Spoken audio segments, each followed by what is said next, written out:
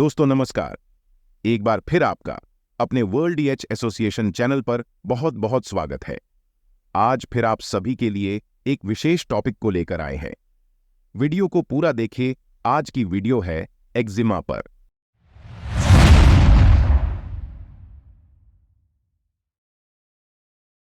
Eczema एक त्वचा से संबंधित रोग है जिसमें त्वचा पर सूजन, खुजली, दरारें और खुरदरापन हो जाता है।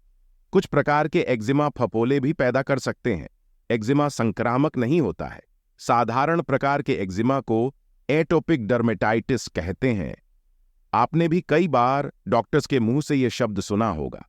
एटोपिक शब्द का उन स्थितियों के लिए प्रयोग होता है जिसमें ऑटो इम्यून सिस्टम में खराबी की वजह से समस्या होती है, जिसमें एटोपिक डर्मेटाइटिस, अस्थमा और हे फीवर शामिल है।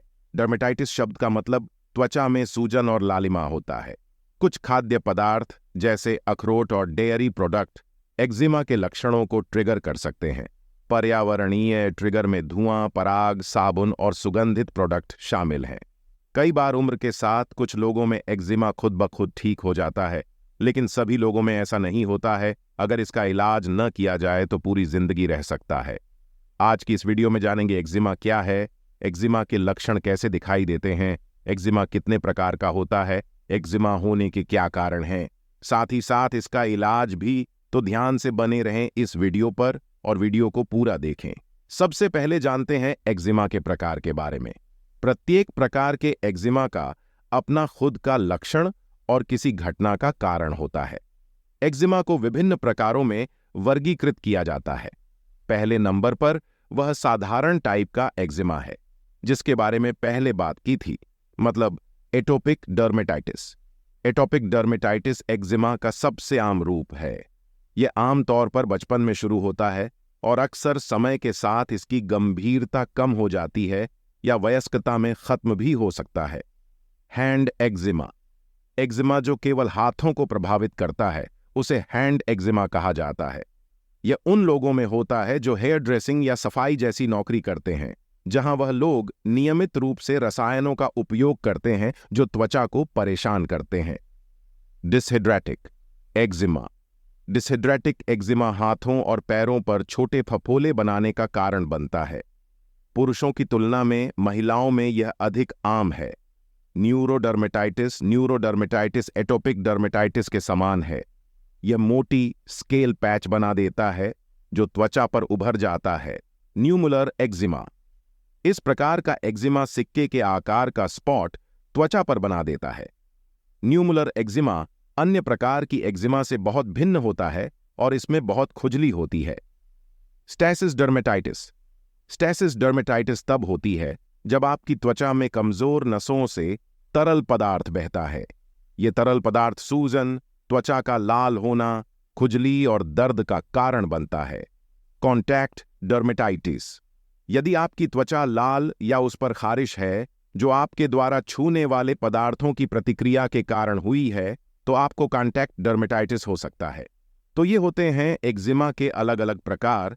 अब जानते हैं कि एक्जिमा होने पर प्रभावित भाग में क्या लक्षण दिखाई देते हैं। एक्जिमा अगर शरीर में कहीं होता है तो उसका मुख्य लक्षण ये होता है कि उसमें त्वचा खुजलीदार, शुष्क, खुरदरी और परतदार हो जाती है, जिसमें काफी इन्फ्लेमेशन भी होती है। एक्जिमा एकदम से बढ़ सकता है, कम हो सकता है और फिर से बढ़ सकता है। एक्जिमा शरीर पर कहीं भी हो सकता है, लेकिन आमतौर पर बाहों, कोहनी के अंदरूनी हिस्से, घुटनों के पीछे या सिर के भाग, विशेष रूप से गाल और खोपड़ी को प्रभावित करता है। यह संक्रामक नहीं होता है और कुछ मामलों में उम्र के साथ कम गंभीर हो जाता है। अन्य लक्षणों की बात की जाए तो इसमें तेज खुजली होती है, लाल या भूरे पैच से जाते हैं, छोटे छोटे उभराव जिनमें खरोंच लगने पर पानी जैसा हल्का चिपचिपा द्रव निकलता है, सूखा पीला रिसाव जो संक्रमण का संकेत हो सकता है। एक्जिमा प्रभावित भाग की त्वचा मोटी और पपड़ीदार हो जाती है। एक्जिमा को खरोंचने से त्वचा में इन्फ्लेमेशन बढ़ जाती है।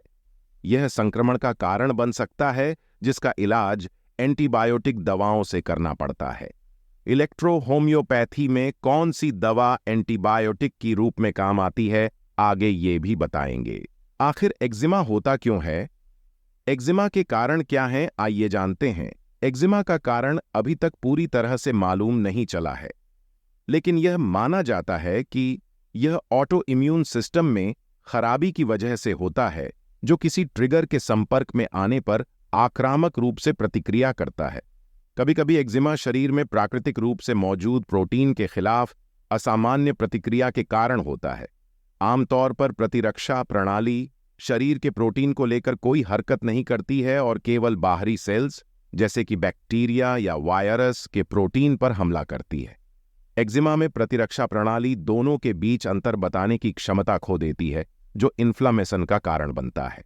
जब त्वचा पर एक्जिमा के एक या अधिक लक्षण दिखाई देते हैं, तो उस स्थिति को एक्जिमा फ्लेयर अप यानी अचानक बढ़ना कहा जाता है। एक्जिमा फ्लेयर अप किन कारणों से ट्रिगर करता है, अब वो जानते हैं। क्लीनर और डिटर्जेंट में पाए जाने वाले रसायन जो त्वचा को ड्राई बनाते हैं, वे एक्जिमा फ्लेयर अप को ट्रिगर कर सकते हैं।